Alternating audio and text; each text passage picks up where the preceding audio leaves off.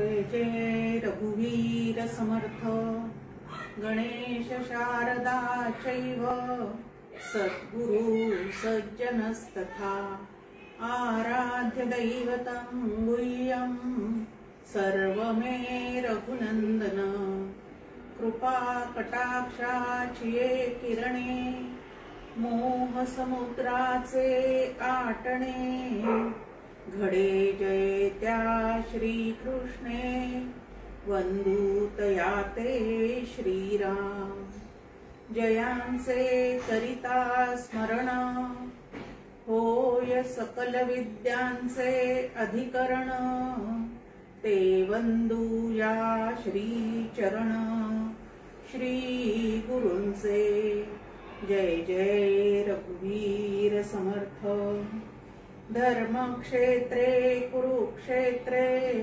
समवेतायुयुत्सवः मामकाः पाण्डवाश्चैव Kim कुर्वत Sanjay यत्र योगेश्वरः कृष्णो यत्र पार्थो धनुर्धरः तत्र श्रीर्विजयो भूतिर्ध्रुवा नीतिर्मतिर्मम पांडुरंग हरी वासुदेव हरी भगवान गोपाल कृष्ण महाराज की जय जय जय रघुवीर समर्थ।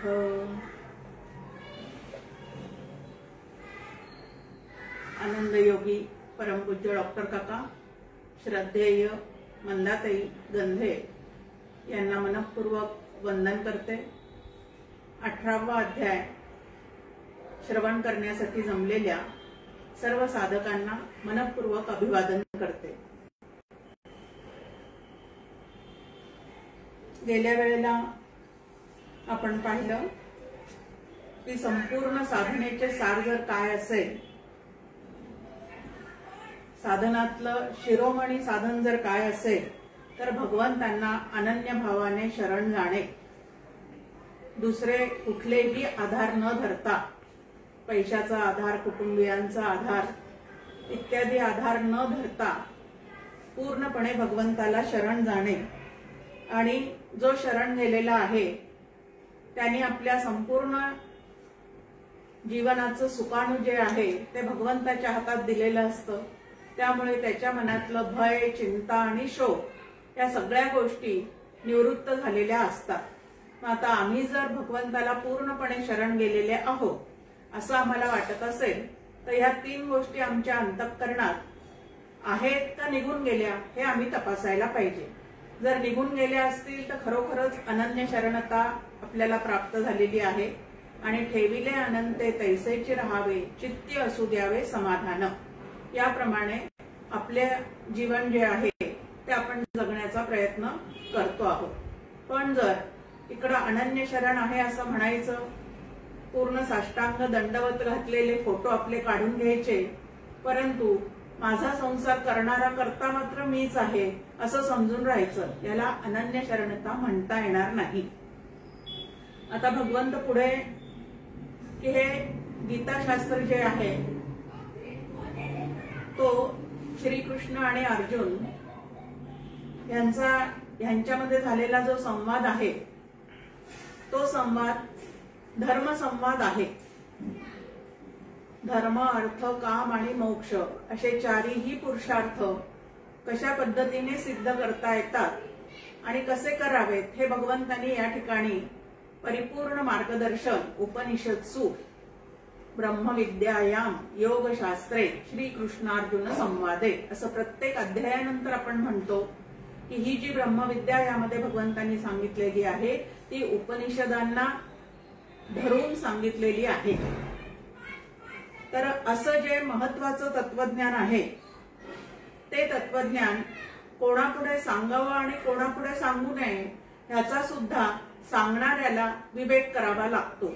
आणि म्हणून इथं भगवंत आपल्या समोर मांडणी करतायत की जो तपस्वी नाही, जो भक्तिहीन आहे, त्यानंतर ज्याला हे शास्त्र ऐकण्याची अजिबात इच्छा नाही व जो भगवंताचा मत्सर करतो अशा पुरुषाला तुझ्या हितासाठी सांगितलेले हे गुह्यतम गीताशास्त्र तू सांगू नकोस, असं भगवंत अर्जुनाला या ठिकाणी सांगत आहे. आता जो तपस्वी नाही, परमार्थ सिद्धीला न्यायचा असेल तर कायिक, वाचिक, मानसिक इत्यादी तपाचं आचरण जे आहे ते साधकाला करावंच लागतं. आता तप कशासाठी करावं लागतं? आपण पाहतो की तप करणे म्हणजे स्वतःला तापवणे. आता स्वतःला साधना करत करत स्वतःला तापवणे, जसं सोन्याची शुद्धता पडताळून पाहिजे असेल तर त्या सोन्याला अग्निपरीक्षेतून जावं लागतं. तसं या ठिकाणी आपलं अंतःकरण शुद्ध आणि स्वच्छ साधकाला करून घ्यावंच लागतं. आणि ते करण्यासाठी कायिक, वाचिक, मानसिक इत्यादी तऱ्हेचं जे तप आहे ते तप साधकाला करावं लागतं. आता ज्याच्याकडून हे तप होणार नाही, त्याचं अंतःकरण हे तत्वज्ञान धारण करून ठेवण्या इतकं शुद्ध आणि स्वच्छ असू शकणार नाही. आणि म्हणून त्याला तू काय करू नकोस, तर हे तत्वज्ञान सांगू नकोस. 4 प्रकारची सहिष्णुता जी आहे ती साधकाच्या अंतःकरणामध्ये असावी लागते. त्याला तप असं म्हणतात. जो तपस्वी आहे, ज्यांनी तप केलेला आहे, त्यांनी ही 4 प्रकारची सहिष्णुता जी आहे ती आपल्या अंतःकरणामध्ये कमावलेली असते. एक आहे द्वंद्व सहिष्णुता. 4 द्वंद्व आपल्याला माहिती आहे, सुख, दुःख, लाभ, हानी, जय, पराजय इत्यादी जे द्वंद्व आहेत त्या द्वंद्वात न अडकता जो पुढे जाऊ शकतो तो तपस्वी आहे. आणि तुमचं आमचं सामान्य माणसाचं जीवन जे आहे ते मात्र 1 धागा सुखाचा आणि 100 धागे दुःखाचे असं गाणं म्हणतच आपलं जीवन जगणं चाललेलं असतं. मग जिथं द्वंद्व सहिष्णुता नाही, म्हणजे प्रपंचामध्ये, समाजामध्ये घडणाऱ्या घटनातून जे काही निर्माण होणार आहे ते शांतपणे ज्याला स्वीकारता येत नाही, त्याचं अंतःकरण स्थिर, शुद्ध, स्वच्छ असू शकत नाही. आणि म्हणून द्वंद्वाला शांतपणे सहन करता येणं त्याला या ठिकाणी तप असं म्हटलेलं आहे. आणि असं तप जे आहे, सुखदुःखे समे कृत्वा लाभा लाभौ जया जयऊ, असं भगवंताने आपल्याला सांगितलेलंच आहे 12व्या अध्यायामध्ये. या पद्धतीची अंतःकरणाची स्थिती कमावणे याला तप असं म्हणतात.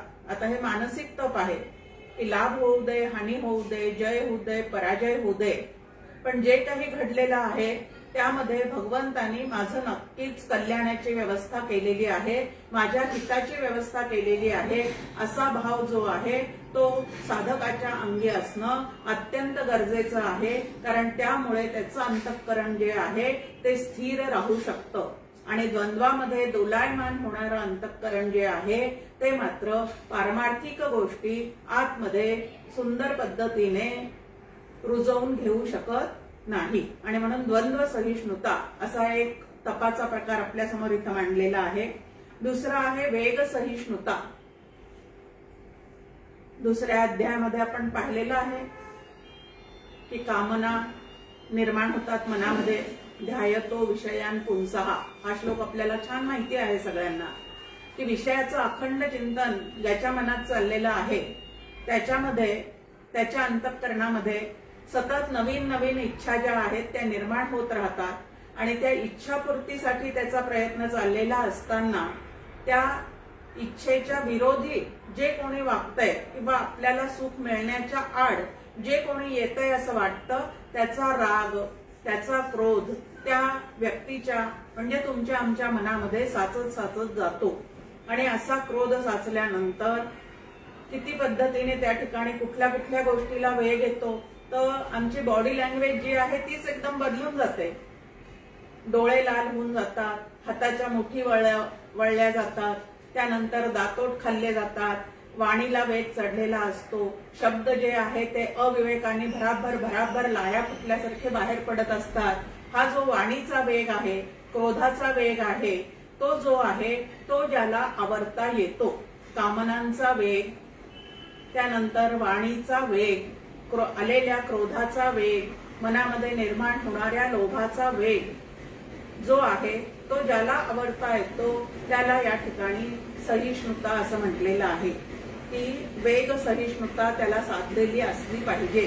हे एक प्रकारचं दुसरं आपल्या समोर आहे की मनामध्ये उमटत राहतील क्रिया प्रतिक्रिया इतरांच्या बद्दल समाजाबद्दल सतत मनामध्ये येत राहतील, पण या क्रिया प्रतिक्रियांचा वेग आवरणे याला साधना असे म्हणतात. काकांची एक साधनेची व्याख्या आपल्या समोर आहे की या क्रिया प्रतिक्रियांचा वेग जो आहे तो साधकाला आवरता आला पाहिजे.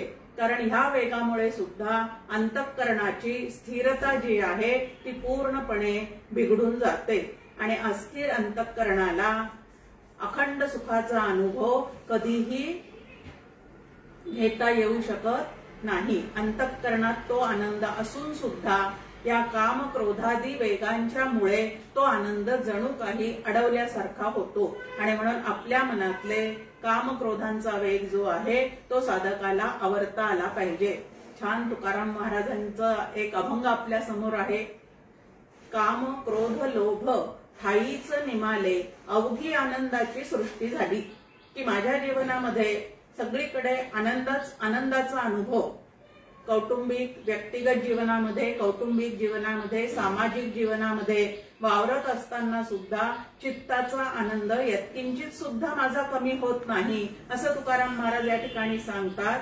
त्यावेळेला काय काय त्यांनी आवरलेलं आहे, कशा कशाचा वेग त्यांनी आवरलेला आहे, नुसता वेग आवरलेला आहे असं नव्हे तर ठाईच निमाले ते जे आहेत ते पूर्णपणे चित्तातून काय केलेले आहेत तर पूर्णपणे हलवून टाकलेले आहेत. त्या ठिकाणी त्यांचा बाध केलेला आहे, त्यांचा निराश केलेला आहे आणि म्हणून माझ्या जीवनामध्ये अखंड आनंदाची वृष्टी जी आहे ती आता चाललेली आहे. मग आता तुम्हाला आम्हाला प्रत्येक जीवाला आनंद हवा आहे हो, पण आनंद हवा आहे पण आनंदाला अडकाठी करणारं असं जे काही स्वभावातले दोष आहेत, आता आमच्या सुखाला अडकाठी करणाऱ्यांना बाजूला सारण्याचा आमचा प्रयत्न असतो, पण आमच्या मूळच्या आनंद स्वरूपाला जो आमचा स्वभाव अडकाठी करतो तो काम क्रोध लोभ इत्यादी जे दोषयुक्त विचार आहेत ते मात्र अंतःकरणातून आम्हाला बाजूला सारता येत नाही. आणि संत आपल्याला म्हणतात नको रे मना क्रोध हा खेदकारी. समर्थ म्हणतात क्रोध हा खेदकारी आहे, स्वतःलाही दुःख देतो आणि इतरांना सुद्धा तो दुःखच देतो. मग आता इतरांना दुःख देणारा माणूस स्वतः कधीही आनंदी पूर्णपणे होऊ शकत नाही. आपल्याला आनंद हवा असेल तर दुसऱ्यांच्या जीवनामध्ये आनंद पेरायला तुम्ही आम्ही काय केलं पाहिजे तर शिकलं पाहिजे. त्यानंतर तिसरं जी आपल्या समोर सहिष्णुता सांगितलेली आहे ती परमत सहिष्णुता. की आपलं स्वतःचं आपल्या साधनेविषयी आपल्या ध्येयाविषयी एक निश्चित मत असं बनलेलं असतं आणि त्याप्रमाणे आपली वाटचाल व्यवस्थित आपण करण्याचा प्रयत्न करत असतो. आता ही वाटचाल करत असताना आपल्याला अनेक वाटसरू भेटतात, त्यांचे सुद्धा प्रत्येकाचे काही मतं असतात. आता त्यांच्या मतांचा तिरस्कार न करता त्या ठिकाणी सुद्धा सहिष्णू वृत्ती जी आहे ती तुम्ही आम्ही बाळगली पाहिजे. की स्वतःच्या मताप्रमाणे अवश्य चालावं परंतु इतरांच्या मतांचा तिरस्कार करावा असं मात्र नाही. कारण तिरस्कार द्वेष स्पर्धा मत्सर इत्यादी गोष्टी जर अंतःकरणामध्ये आपल्या शिरल्या असतील तर त्या सुद्धा तुमचं आमचं अंतःकरण अस्वस्थ करून सोडतात आणि स्वस्थ असणारं अंतःकरण त्यामुळे ढवळून निघण्याची शक्यता असते. आणि म्हणून परमत सहिष्णुता की दुसऱ्यांच्या मताचा सुद्धा आदर करायला शिकावं. भलेही त्यांच्या मताप्रमाणे आपल्याला जीवन जगायचं नसेल पण तरीही त्यांना एकदम टाकून बोलणं, त्यांचा तिरस्कार करणं, त्यांचा उपमर्द करणं हे मात्र साधक म्हणून आपल्याला कधीही शोभणारं नाही. डॉक्टर काकांचं 3 वाक्य आपल्या समोर आहे. मी कोण आहे, काय करीत आहे, लक्षात आहे ना. आता मी जर साधक असेल तर साधकांनी शांत राहण्याचा अत्यंत काटेकोरपणे प्रयत्न केला पाहिजे की आपल्या अंतःकरणाची शांती कुठल्याही प्रकारे ढळता उपयोगाचं नाही. अंतःकरणाच्या शांती इतकं महत्वाचं मिळवण्यासारखं असं या जगामध्ये दुसरं काहीच नाही हो. की बाकीच्या खूप गोष्टी आम्ही कमावून ठेवलेल्या आहेत पण अंतःकरण मात्र सतत खवळलेलं आहे, ढवळलेलं आहे, गढूळ झालेलं आहे. अशा अंतःकरणामध्ये आत्मारामाचं दर्शन होणं कदापिही शक्य नाही. आणि म्हणून ज्या ज्या गोष्टींनी अंतःकरण आमचं खराब होऊ शकतं त्या गोष्टी अंतःकरणातून काढून टाकण्याचा प्रयत्न करणे याला साधना असे म्हणतात. अशी साधनेची छान एक व्याख्या या ठिकाणी आपल्याला मिळून जाते. त्यानंतर परोत्कर्ष सहिष्णुता, की आपणही साधक आहोत, इतर अनेक जण साधक आहेत, आपणही अनुग्रह घेतलेला आहे, गुरूंचे आपण शिष्य आहोत, इतरही अनेक शिष्य आहेत. सातत्याने आपल्या समोर आहे की परमार्थामध्ये स्वतःचा अधिकार सतत वाढवता ठेवण्याचा. आता या ठिकाणचा अधिकार म्हणजे इतरांवर सत्ता गाजवण्याचा हा अधिकार नाही, तर साधन चतुष्टय संपन्न होणे याला अधिकार कमावणे असं म्हणतात. आणि साधन चतुष्टय संपन्न होणे म्हणजे नेमकं काय आहे, तर 18 अध्यायापर्यंत गीता ज्यांनी ऐकलेली आहे त्यांना साधन चतुष्टय संपन्न म्हणलं की आतमध्ये लगेच विवेक, वैराग्य, समाधी, षटक आणि मुमुक्षता या 4 गोष्टी आठवल्याच पाहिजेत, की ह्या 4 गोष्टींनी स्वतःचा अधिकार वाढवत जाणे.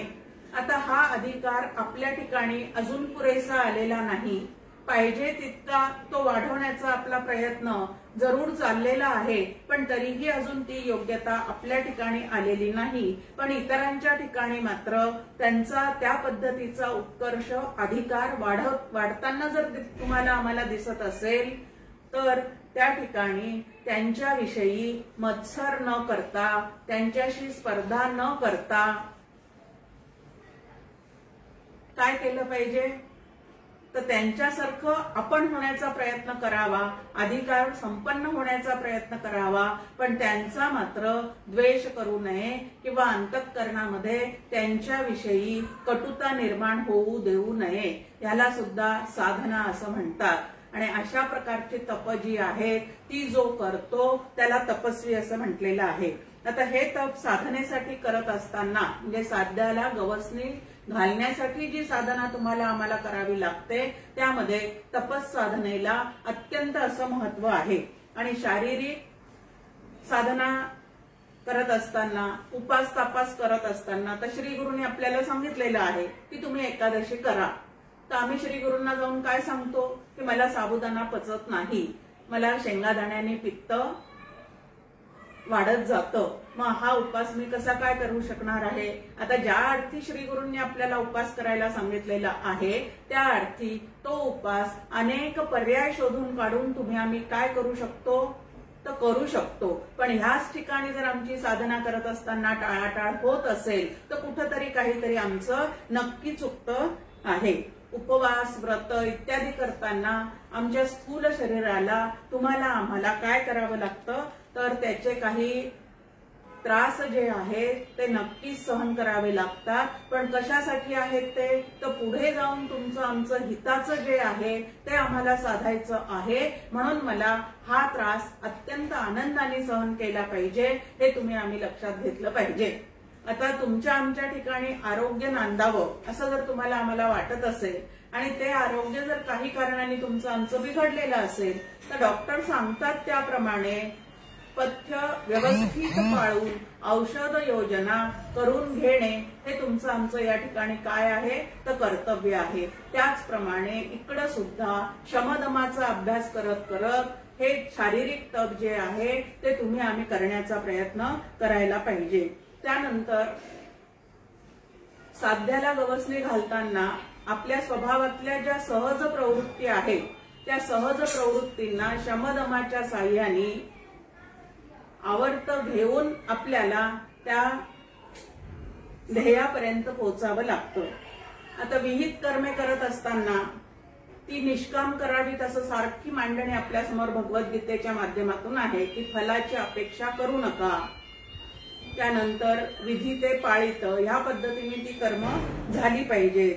पण बुद्धीमध्ये पूर्वजन्मीच्या काही वासना ज्या आहेत त्या वासना सतत तुम्हाला आम्हाला काय करत असतात तर आतून सहज त्यांचा झपकू लागलेला असतो. श्री गुरूंनी सांगितलेलं एक आहे, शास्त्रामध्ये ऐकलेलं एक आहे आणि वासनेप्रमाणे मला वागावंसं जर तिसरंच वाटत असेल तर त्या ठिकाणी त्या सहज प्रवृत्तींचा विरोध जो आहे तो सहन करून आम्हाला श्री गुरूंनी म्हणजे शास्त्रानुसारी किंवा श्री गुरु वचनानुसारी संत वचनानुसारी वागण्याचं बळ जे आहे ते तुम्हाला आम्हाला मनामध्ये कमवावं लागतं. नको रे मना बोलण्याचा वीट मानू, असं समर्थांचं आपल्या समोर आहे की या बोलण्याचा तू वीट मानू नको, उपदेशाचा वीट मानू नको. त्याचा जर वीट आपण मानला तर आपली कधीच प्रगती होणार नाही. आणि म्हणून त्या पद्धतीचं तप जे आहे ते तुम्हाला आम्हाला करता आलं पाहिजे. त्यानंतर चित्ताची एकाग्रता भंग होण्याचं कारण काय आहे, तर चित्ताला अनेक विषयाचं चिंतन करण्याची आमची सवय आम्ही लावून ठेवलेली आहे. घटकेत फुलपाखरू वृत्ती ज्याला म्हणतात की या फुलावरून त्या फुलावर, त्या फुलावरून त्या फुलावर ते फुलपाखरू हिंडत असतं. तसं आमचं मन जे आहे ते या सत्ता संपत्ती कीर्ती यश प्रतिष्ठा यांच्या मागे धावत असतं. किंवा व्यवहारामध्ये सुद्धा अनेक ठिकाणी ते काय झालेलं असतं तर व्यग्र झालेलं असतं आणि अनावश्यक विचार करण्याची सवय जी आहे ती तुमच्या आमच्या मनाला लागलेली असते. आणि असे सैराट धावणारे विचार, भरकटत नेणारे विचार जे आहे ते आपलं हित आपल्याला कधीही साधून देऊ शकत नाही. आणि म्हणून एकाग्र चित्ताची परमार्थामध्ये अत्यंत आवश्यकता असते. म्हणून असं भ्रमंती घडवणारे जे विचार आहेत, जे अविचार आहेत, कुविचार आहेत, जे आम्हाला आमच्या स्वरूपापासून दूर नेणारे विचार आहेत, अशा विचारांना पायबंद घालणे हे साधकाचं खूप मोठं एक कर्तव्य आहे आणि ते तुम्हाला आम्हाला जमलं पाहिजे. त्यानंतर ज्याला साधना करायची आहे त्याच्या ठिकाणचा सत्वगुण वाढीस लागला पाहिजे, असं आपण भगवद्गीतेत कितीतरी अध्यायामध्ये पाहिलेलं आहे. 3 गुणांचा उहापोह जो आहे तो भगवंतांनी अतिशय तपशीलवार या ठिकाणी मांडून ठेवलेला आहे. आणि त्या सगळ्याचा निष्कर्ष आपल्या पुढे काय निघालेला आहे, तर साधकांनी स्वतःचा सत्वगुण जो आहे तो सतत वाढता ठेवला पाहिजे. मग आता हा सत्वगुण वाढता ठेवायचा असेल तर आहार विहारावर सुद्धा नियंत्रण जे आहे ते साधकाला ठेवता आलंच पाहिजे. जर मनाला येईल तसा आहार विहार जर त्याचा चाललेला असेल, आता आहार म्हणजे फक्त तोंडाने खाणं असंच नव्हे, तर सर्वेंद्रियांनी आम्ही जो आहार घेतो त्या आहारावर कंट्रोल ठेवता आला पाहिजे. काय पाहावं, काय वाचावं, काय बोलावं, त्यानंतर कशा पद्धतीचा विचार करावा, त्यानंतर काय खावं, काय प्यावं, या सगळ्या गोष्टीत विवेक जागृत करून तुम्ही आम्ही जीवनात काय केलं पाहिजे तर अंगीकारलं पाहिजे. या सगळ्याचा तपामध्ये समावेश होतो. आणि असं तपस्वी जो आहे त्याला हे शास्त्र जे आहे ते सांगावं. कारण तपाशिवाय अंतःकरणामध्ये पवित्रता येत नाही आणि अंतःकरण पवित्र झाल्याशिवाय पारमार्थिक विचार जे आहे ते अंतःकरणामध्ये धारण करता येत नाही. आणि म्हणून हे सगळं करण्यासाठी मन जे आहे ते अत्यंत पिळदार, कसदार ह्या पद्धतीचं अंतःकरण साधकाला करावं लागतं आणि त्याला तप असं म्हटलेलं आहे. त्यानंतर दुसरं जो भक्तिहीन आहे त्याला गीता सांगू नको असं म्हटलेलं आहे. आता भक्तिहीन आहे म्हणजे ज्याची भगवंतावर श्रद्धा नाही, ज्याचं भगवंतावर प्रेम नाही, ज्याला भगवंताचे वचन ऐकून बोध होण्याची शक्यताच नाहीये, कारण श्रद्धाच कमी आहे, निष्ठा कमी आहे, त्या ठिकाणी हे जे आहे ते सांगू नकोस. वेद, ईश्वर, श्री गुरु आणि संत वचन यांच्यावर ज्याची श्रद्धा नाही, यांच्यावर ज्याचं प्रेम नाही, यांच्या ठिकाणी ज्याची भक्ती पूर्णपणे रुजलेली नाही, त्यांना हे अजिबात सांगू नको. आता अभक्ता पुढे जर हे सांगायला गेलो आपण तर त्याचा परिणाम काय होणार आहे पाहतो आपण की एखाद्या श्रोत्याला आपण नर्मदेतला गोटा म्हणतो. आता नर्मदेतला गोटा म्हणजे काय, कितीही पाणी त्याच्यावरून वाहत चाललेलं असलं तरी त्याला मात्र आतमध्ये थोडासा सुद्धा त्याचा ओलावा येत नाही, त्याला नर्मदेतला गोटा म्हणतो. त्याप्रमाणे जो अश्रद्धा आहे, भक्तिहीन आहे, त्याला हे जर आपण सांगत बसलो तर त्याच्या अंतःकरणावर यत्किंचित सुद्धा संस्कार उमटणे शक्य नाही, जोपर्यंत त्याचा जुना अश्रद्धेचा रंग खरवडून टाकता येत नाही तोपर्यंत त्याला ह्या गोष्टी उमजणे पटणे अजिबात शक्य नाही। आणि मग पालथ्या घड्यावर पाणी या पद्धतीने त्याला कितीही समजून सांगितलं तरी त्याची समजूत पटणे शक्यच नाही। आणि मग अशा ठिकाणी नेमकं काय होतं, कळकळीनी तळमळीनी त्याच्या हितासाठी म्हणून भरपूर सांगण्याचा समोरचे संत जे आहेत ते प्रयत्न करतात, परंतु या ठिकाणी त्याचा यत्किंचित सुद्धा काय होत नाही। तर या पद्धतीने जीवन जगावं असा विचार सुद्धा त्याच्या अंतःकरणाला स्पर्श करत नाही। म्हणून भक्तिहीन जो आहे, श्रद्धाहीन जो आहे, जो नास्तिक प्रवृत्तीचा आहे, त्याच्या समोर भगवंतांनी सांगितलेलं तत्वज्ञान कधीही सांगू नये। नंतर ज्याला शास्त्र ऐकण्याची इच्छाच नाही, काही जण असतात भक्तियुक्त अंतःकरणाच्या असतात, पण आमची आपली भक्ती बरी, शास्त्रावर मात्र आमचा विश्वास नाही, या पद्धतीच्या लोकांसमोर सुद्धा शास्त्र सांगण्यात काहीही अर्थ नाही। या ठिकाणी त्यांना का बरं ऐकावं असं वाटत नाही, त्याचं कारण दिलेलं आहे की रजोगुणादी वृत्ती पूर्व सुकृत जे आहे, रजोगुणादी वृत्ती वाढलेली असते आणि पूर्व सुकृत पुण्याचा साठा असा जो काही आहे तो त्यांच्या ठिकाणी कमी असतो आणि म्हणून त्यांना शास्त्र ऐकण्याची, समजून घेण्याची, त्याप्रमाणे पुढे जावं, काहीतरी आपल्या जीवनात बदल घडवून आणावा असं त्यांना अजिबात वाटत नाही। आणि म्हणून त्यांच्या पुढे शास्त्र सांगून काहीही फायदा नसतो। उलट शास्त्राला मात्र काय होऊन जातो, त्या ठिकाणी शास्त्रालाही कमीपणा येतो आणि सांगणाऱ्याला सुद्धा त्याच्याकडून कमीपणाचा दर्जा दिला जातो। आणि ज्याची ऐकण्याची अजिबात इच्छा नाही त्याच्यासमोर जर आम्ही हे शास्त्र किंवा ह्यातलं तत्वज्ञान मांडायचा प्रयत्न केला तर त्या ठिकाणी त्याच्याकडूनही एक अपराध घडतो की ह्या शास्त्राचा तिरस्कार केला जातो, कारण त्याची मनस्थितीच ते ऐकण्याची नसते। मग त्याच्याकडूनही ह्या शास्त्राचा तिरस्कार घडला की मग त्याच्या ठिकाणी सुद्धा एक अपराध निर्माण होतो आणि त्याची ऐकण्याची इच्छा नसताना आम्ही त्याला बळजबरीने ज्या वेळेला या गोष्टी सांगायचा प्रयत्न करतो त्यावेळेला त्याच्याकडून जो अपराध घडतो त्या अपराधामध्ये जणू काही आम्ही पण सामील झाल्यासारखं होतो, कारण इच्छा नसताना त्याला ऐकवतो आणि तो त्याचा तिरस्कार करतो। त्यावेळेला त्याचा तो तिरस्कार वृत्तीचा जो काही भाग आहे त्याला प्रवृत्त करण्याचं काम जणू काही आम्ही केलेलं असतं, म्हणून त्याला सुद्धा हे शास्त्र जे आहे ते कधीही सांगू नये। त्यानंतर भगवंत म्हणतात की जो माझा मत्सर करतो, आता भगवंतांनी विश्वरूप दर्शन कोणाकोणाला दाखवलेलं आहे हो, शिष्टाई करायला गेले तेव्हा कौरव सभेमध्ये सगळ्यांना विश्वरूप दर्शन दाखवलेलं आहे, पण श्रीकृष्ण हा एक गवळ्याचा मुलगा आहे एवढाच त्यांचा त्याच्या ठिकाणी भाव आहे। त्या श्रीकृष्णाचं जे षड्गुणेश्वर्य ईश्वरादी गुण त्याच्याजवळ आहे त्या गुणांविषयी त्यांच्या मनात यत्किंचित सुद्धा आस्था नाही। इथं आहे की आपल्या समोर की धृतराष्ट्र हा पुत्र स्नेहाने काय झालेला होता, तो मोहित झालेला होता, त्यामुळे श्रीकृष्णाला शत्रू पक्षाकडील एक सारथी एवढंच तो समजत होता। मग श्रीकृष्णाला जो सामान्य माणूस समजतो, श्रीरामाला जो सामान्य माणूस समजतो, श्री गुरूंना संतांना जे सामान्य माणूस समजतात, आता ते सामान्यासारखेच जनामध्ये वागतात, पण त्यांच्याजवळचं ईश्वरत्व जे आहे ते पटायला पूर्व पुण्याई खूप असावी लागते आणि ही पूर्व पुण्याई जिथे कमी पडते त्या ठिकाणी त्यांना मनुष्य देहधारी याच पद्धतीने समजलं जातं आणि ज्या वेळेला त्यांना साधं मनुष्य आपण समजतो त्यावेळेला त्यांच्या उपदेशाकडे पूर्णपणे दुर्लक्ष जे आहे ते होण्याची शक्यता असते। आणि म्हणून जो माझा मत्सर करतो त्याच्या ठिकाणी हे तत्वज्ञान अजिबात सांगू नको।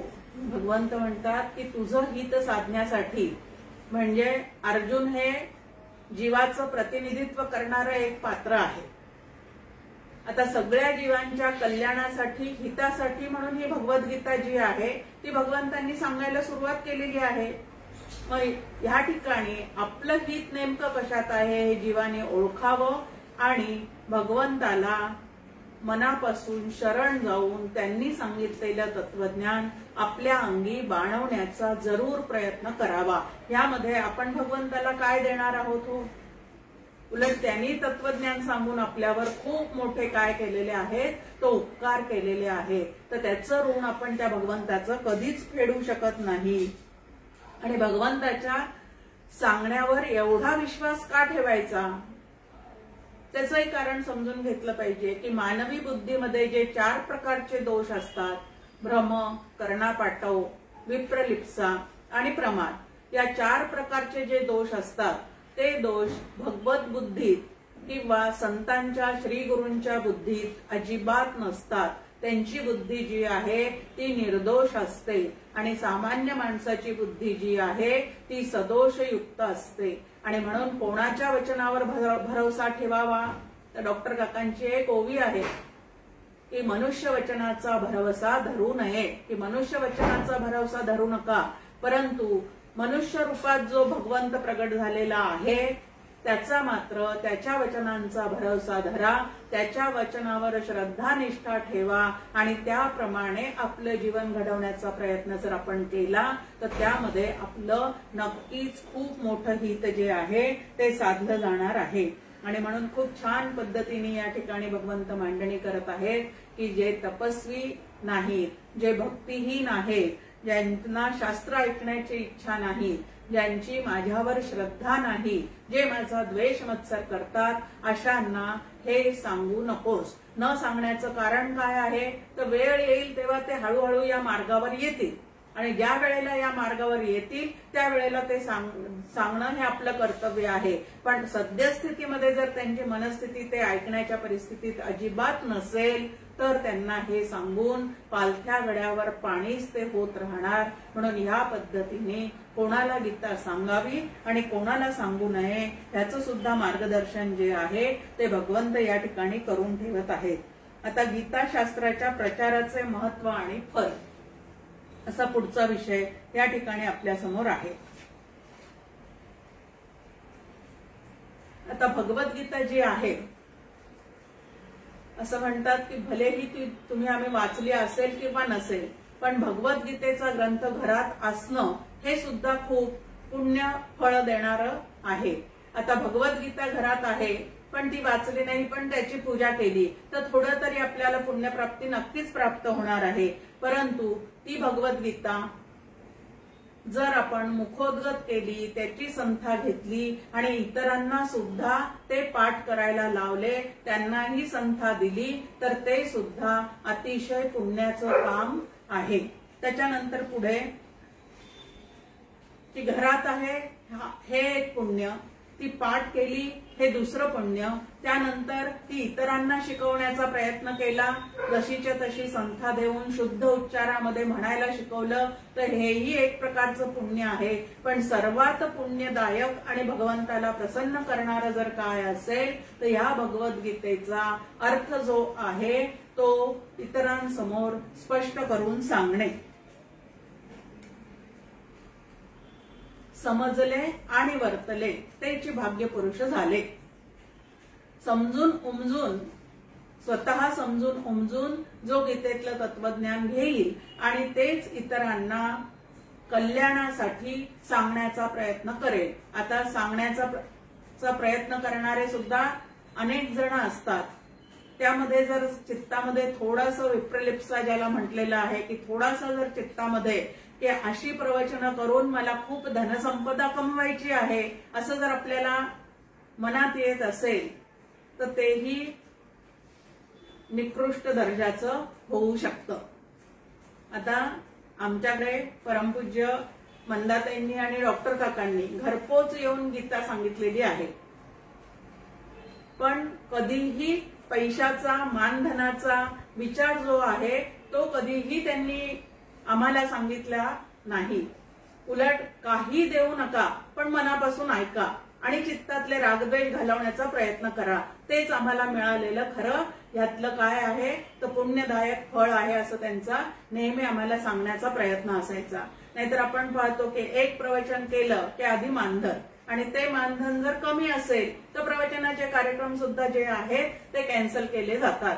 ह्या पद्धतीचा मोले कीर्तन करू नये असं समर्थांनी पण स्पष्ट सांगितलेलं आहे की प्रवचनासाठी ज्या वेळेला कोणी बोलवतात त्यावेळेला पहिला प्रश्न की मानधन किती देणार. मानधनावर जर आमची प्रवचन अवलंबून असतील आणि जो ज्या प्रमाणात मानधन देतो त्या प्रमाणात तिथं ते प्रवचन अधिक सविस्तर सांगायचे. ह्या पद्धतीचा जर वक्ता असेल तर या ठिकाणी कुठंतरी काहीतरी नक्की चुकणार आहे. मग इथं भगवंत म्हणतात की भगवद्गीतेचा अर्थ स्वतः समजून घेऊन इतरांच्या कल्याणासाठी आणि स्वतःच्या कल्याणासाठी मनापासून जो इतरांना सांगतो त्याच्या इतकं प्रिय मला या जगामध्ये कोणीही नाही. आता भगवंताचा अवतारच कशासाठी आहे. धर्म संस्थापनार्थाय संभवामी युगे युगे. की भगवंताचा अवतारच मुळात कशासाठी आहे तर धर्मस्थापनेसाठी आहे. सगळ्यात मुख्य धर्म कुठला आहे समर्थांनी आपल्याला सांगून ठेवलेला आहे. स्वरूपी राहणे हा स्वधर्म. सकळ धर्मामध्ये धर्म स्वरूपी राहणे हा स्वधर्म. आता स्वरूप काय आहे. आत्मा ब्रह्म हे तुमचं आमचं स्वरूप आहे. मग सर्व जीवांना या स्वरूप धर्माची ओळख करून देणं हे त्या वक्त्याचं मुख्य कर्तव्य असलं पाहिजे. मानधनावर पाकिटावर नजर न ठेवता साऱ्या जीवांचं कल्याण करण्याची की जे जे मी आजपर्यंत माझ्या श्रीगुरूंकडनं संतांकडनं ऐकलेलं आहे, ज्या विचारांचा मला भरपूर फायदा माझ्या जीवनामध्ये झालेला आहे आणि काका सांगतात त्याप्रमाणे दर्जेदार जीवन जगण्याची व्यवस्था ज्या विचारांमध्ये आहे ते विचार जसेच्या तसे समोरच्याला देणं ह्याला एक साधना असं म्हणतात. आणि अशी साधना जो मनापासून करतो असा भक्त जो आहे तो भगवंत म्हणतात की तो मला जगतामध्ये सगळ्यात प्रिय जर मला कोण असेल तर जो ह्या पद्धतीने आपल्या जीवनाची घडी बसवून घेतो तो माझ्या सर्व काय आहे आवडीचा भक्त आहे. हा जो संवाद आहे तो धर्मरूप संवाद आहे. आणि धर्म शब्दाचे दोन अर्थ आपल्या समोर आहे. एक म्हणजे वर्णाश्रमाप्रमाणे असलेलं कर्तव्य. कर्तव्य कर्माला सुद्धा धर्मकर्म असंच म्हणतात. आणि दुसरं स्वरूप जे आहे ते ओळखणे त्याला स्वधर्म असं म्हणतात. मग एक व्यावहारिक जीवन आहे, दुसरं पारमार्थिक जीवन आहे. आणि भगवंतांनी या धर्मसंवादामध्ये व्यावहारिक आणि पारमार्थिक धार्मिक सर्व तऱ्हेचा उपदेश जो आहे तो अर्जुनाचं निमित्त करून आपल्या समोर मनापासून प्रगट करून ठेवलेला आहे. आणि म्हणून हे दोन्ही तऱ्हेचं कर्तव्य जे आहे एक व्यावहारिक कर्तव्य आणि एक पारमार्थिक कर्तव्य. आता व्यावहारिक कर्तव्य काय आहे तर माझ्या वर्णाश्रमाप्रमाणे माझ्या समोर जे जे काही नियोजित कर्म येणार आहे ते मनापासून फलाशा रहित करत राहणं हे व्यावहारिक कर्तव्य आहे. आणि पारमार्थिक कर्तव्य काय आहे. या नरदेहाचे संबंधे बहुत पावले उत्तम पदे हे तुमचं आमचं पारमार्थिक कर्तव्य आहे. की नरदेहात आलेल्या जीवात्म्यांनी स्वस्वरूपाची ओळख करून घेणे याला पारमार्थिक कर्तव्य असं म्हणतात. आणि ते कर्तव्य जे आहे ते तुम्ही आम्ही या ठिकाणी मनापासून करण्याचा काय केला पाहिजे तर प्रयत्न केला पाहिजे. इथं भगवंत म्हणतात या धर्मरूप संवादांचं जो अध्ययन करेल त्याच्या त्या ज्ञान यज्ञानेच माझी काय होणार आहे पूजा होणार आहे. आता एक आपण पाहिलं की वक्ता जो आहे तो जितका भगवंताला आवडता आहे तितकंच अशा प्रकारचे ज्ञान यज्ञ घडवून आणणारे जे आहेत ते सुद्धा भगवंताला अत्यंत प्रिय आहे. म्हणजे आयोजनाचं जे काम करतात ते सुद्धा भगवंताला तितकेच प्रिय आहे. कारण आयोजन करणारा जर नसेल तर तो वक्ता कोणासमोर बोलणार आहे. आणि मी येतो माझं आयोजन करा मी तुम्हाला सांगतो असं म्हणणारा जो वक्ता आहे तो कसा असणार आहे. मग स्वतःची प्रौढी मिरवणारा वक्ता तो चालणार आहे का चालू शकत नाही. या ठिकाणी आयोजन कर्त्याचं सुद्धा खूप मोठं काय आहे तर या ठिकाणी खूप मोठं त्याचं देणं आहे. ज्ञान यज्ञ जो आहे ह्या प्रकारचा जो कोणी आयोजित करतो त्याचंही तन मन धन जे आहे ते सर्व प्रकारे भगवंताच्या ठिकाणी समर्पित होऊ शकतं. म्हणून अशा ज्ञान यज्ञांनी जे माझी पूजा करतात ते भगवंत म्हणतात मला अत्यंत प्रिय आहे. एक आहे आयोजन करणारा, दुसरा आहे ते ज्ञान आपल्या गुरूंकडनं जसं मिळालेलं आहे तसंच्या तसं समोरच्याला त्याच्या हितासाठी स्वतःच्या हितासाठी देणारा, तिसरा आहे या ज्ञान यज्ञाचं आयोजन करणारा जो असतो त्याच्या सोबतीनेच त्या ज्ञान यज्ञाचा प्रचार आणि प्रसार करणारा।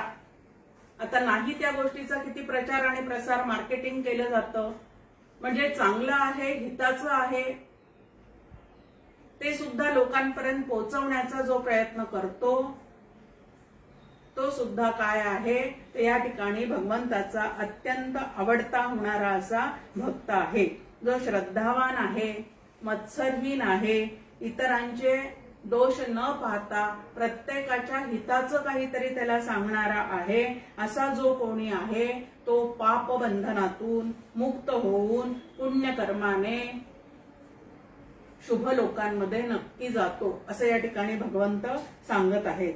मग आता भगवंताचं हे मनोगत जे आहे ते ज्ञानदेवादी संतांनी, सगळ्या संतांनी जसंच तसं त्या शास्त्राचा अभ्यास करून तुमच्या आमच्या समोर सोप्या भाषेत ग्रंथरचना करून ठेवलेली आहे।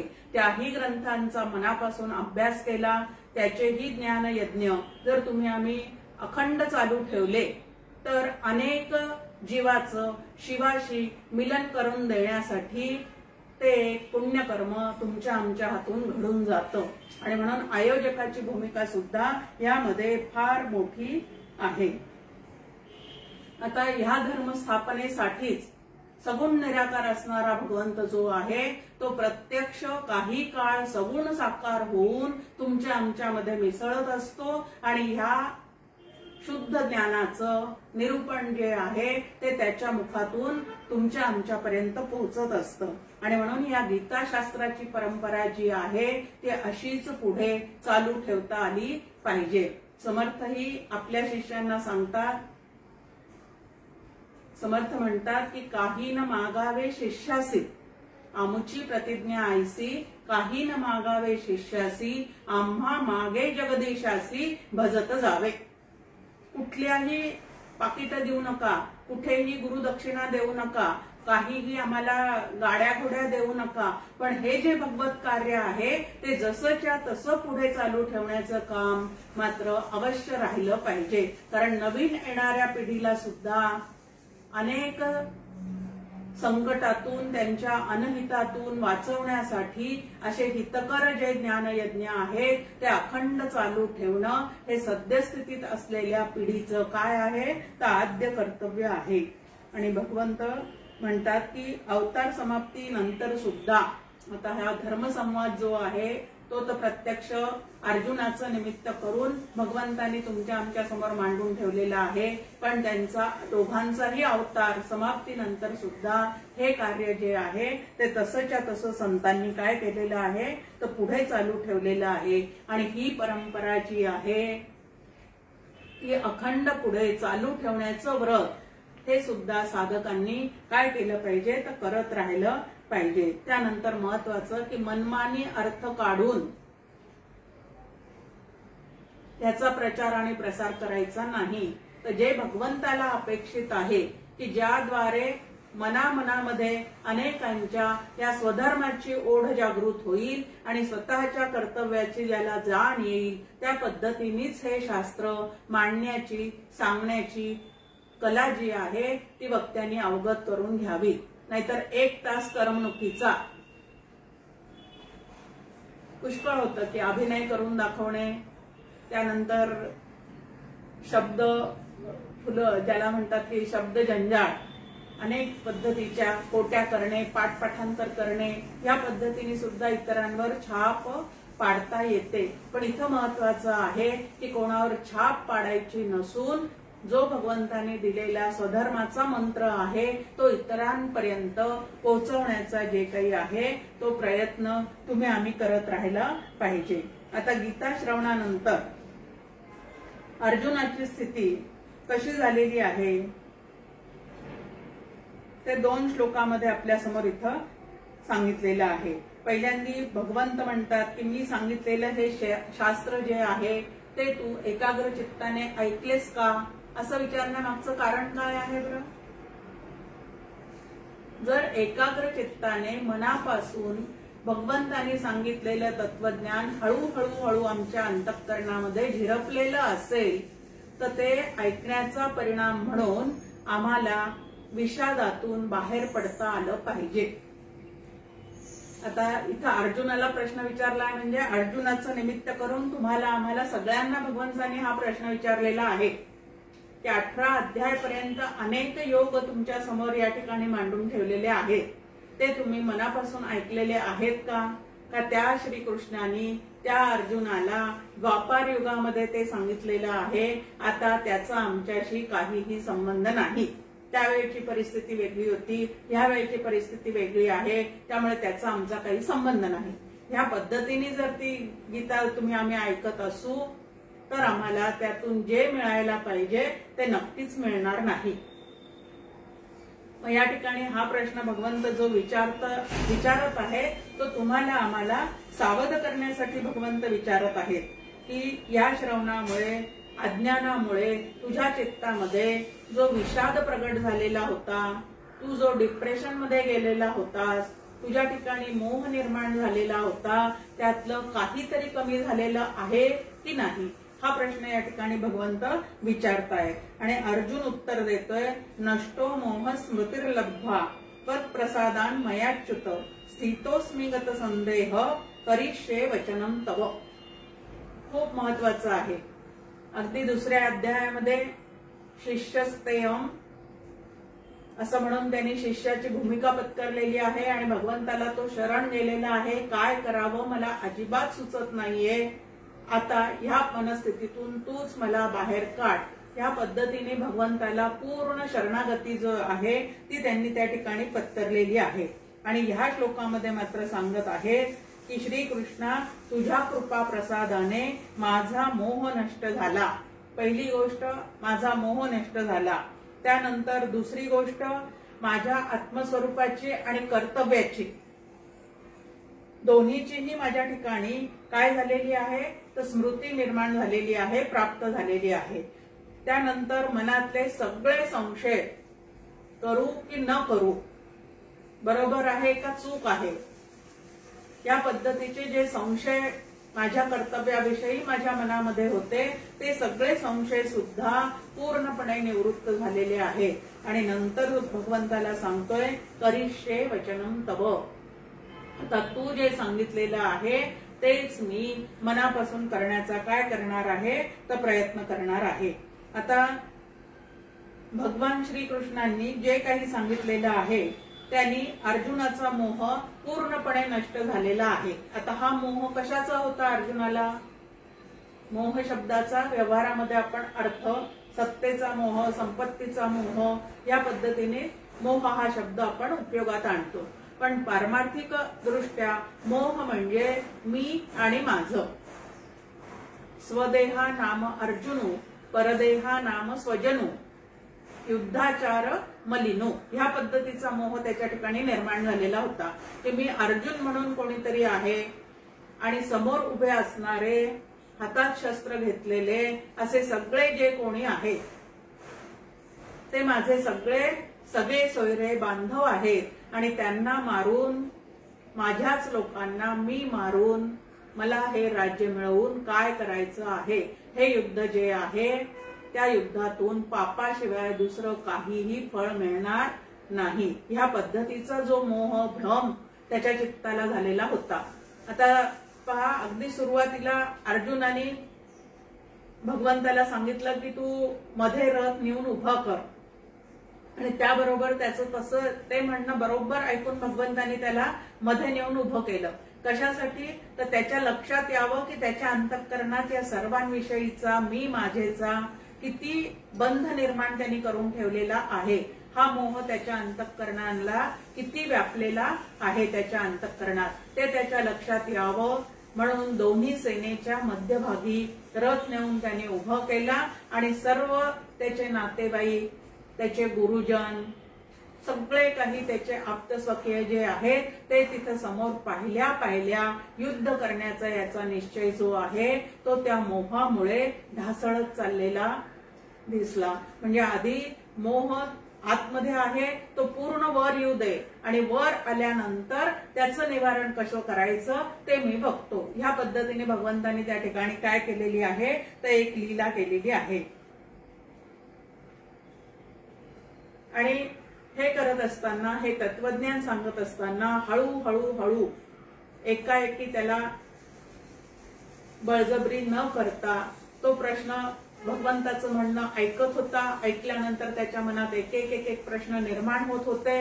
आणि कशामुळे हे सगळं निर्माण होतं तर भगवंताच्या सांगण्याविषयी त्याला आस्था होती. सगळं काही जाणून घ्यावं आणि आपल्या चित्तात चाललेला हा गोंधळ जो आहे त्या गोंधळातून आपण पूर्णपणे बाजूला होऊन योग्य काय आहे ते निर्णय आपल्या ठिकाणी निर्माण व्हावा. ह्याच्यामुळे तोही श्रद्धेने निष्ठेने भगवंताचं म्हणणं ऐकत होता.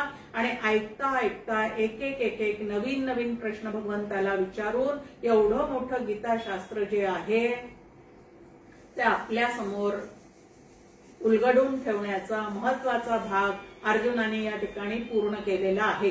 की सगळ्यांच्या हितासाठी तो जे आहे तो प्रश्न विचारत होता. गुरुगीतेमध्ये सुद्धा ज्या वेळेला पार्वतीने शंकरांना प्रश्न विचारलेला आहे की ब्रह्मज्ञानाशिवाय खरोखरी आनंदरूप होता येत नाही आणि ते ब्रह्म तर निर्गुण निराकार आहे, मग ते ब्रह्म ओळखण्यासाठी काय करावं. त्यावेळेला असेच भगवान शंकर प्रसन्न झालेले आहेत आणि सर्व लोकांच्या हिताचा प्रश्न जो आहे तो तू मला विचारलेला आहेस असं त्या ठिकाणी म्हणतात. तसंच इथं की सगळ्या जीवांचं हिताचे प्रश्न जे आहेत ते अर्जुनाच्या मुखातून या ठिकाणी बाहेर पडलेले आहेत. आणि त्या प्रश्नांना उत्तर देत 18 प्रकारचे योग जे आहेत ते या ठिकाणी भगवंतांनी आपल्या समोर मांडून ठेवलेले आहेत. की बुद्धीतले सगळे कुयोग जेणेकरून ह्या तत्वज्ञानाचा अभ्यास करून आम्हाला काढता आले पाहिजे. आणि असे कुयोग काढून टाकल्यानंतर भगवंताशी ऐक्य पावण्याचा सुयोग जो आहे तो तुमच्या आमच्या मनामध्ये निर्माण निश्चित होता आला पाहिजे. आणि म्हणून या ठिकाणी तो म्हणतोय की आमचा काय झालेला आहे तर मोह जो आहे तो गेलेला आहे. आता अर्जुनासमोर एवढी भगवद्गीता का प्रकट केलेली आहे तर अत्यंत श्रेष्ठ दर्जाचा अधिकारी असा हा अर्जुन आहे. कोणापुढे सांगावं या ठिकाणी भगवंतांनी सुद्धा कोणासमोर ही गीता प्रकट केलेली आहे तर जो शुद्ध आहे, सुमन आहे, अनन्यगती आहे, अनिंदक आहे, आपण सांगितलेल्या आज्ञेची जो अवज्ञा करणार नाही असा श्रेष्ठ असणारा अधिकारी हा अर्जुन आहे. आणि म्हणून त्याच्या समोर त्याचं निमित्त करून हे गीताशास्त्र जे आहे ते भगवंतांनी प्रगट केलेलं आहे. आणि त्यानंतर ते ऐकल्यानंतर, मनापासून ऐकल्यानंतर, एकाग्र चित्ताने ऐकल्यानंतर आणि भगवंतांनी सांगितलेले सिद्धांत आपल्या हृदयामध्ये स्थिरपणे स्थापन केल्यानंतर त्याच्या बुद्धीतले सगळे संशय जे आहेत कर्तव्याविषयीचे आणि स्वरूपाविषयीचे ते सगळे संशय त्या ठिकाणी निघून गेलेले आहेत. आता श्रवण केलियाचे फळ क्रिया पालटे तत्काळ असं समर्थ सुद्धा आपल्याला सांगतात की सगळं संदेह चित्तातून निघून गेल्याशिवाय त्या पद्धतीने आपल्याला क्रिया करणं जमणारच नाही. मग 2 प्रकारची स्मृती या ठिकाणी त्याला झालेली आहे. एक त्याच्या क्षत्रिय वर्णानुसार त्याच्या समोर असलेलं कर्तव्य जे आहे अन्यायाचं परिमार्जन करणे त्याबद्दलची त्याला स्मृती जागृत झालेली आहे. आणि दुसरं आत्मविषयक स्मृती जागृत झालेली आहे की आपलं आणि समोरच्या सगळ्यांचं नेमकं स्वरूप काय आहे तेही त्याच्या लक्षात आल्यामुळे सगळे संभ्रम चित्तातले नाहीसे झाल्यामुळे त्याचे त्या कर्तव्याचं स्मरण झालेलं आहे. आणि ह्या भूमिकेवर दृढपणे आरूढ होऊन अर्जुन काय म्हणतोय भगवंताला, करिष्ये वचनम तव. आता पुढचा जो राहिलेला भाग आहे तो पुढच्या मंगळवारी पाहण्याचा प्रयत्न करू. जय जय रघुवीर समर्थ.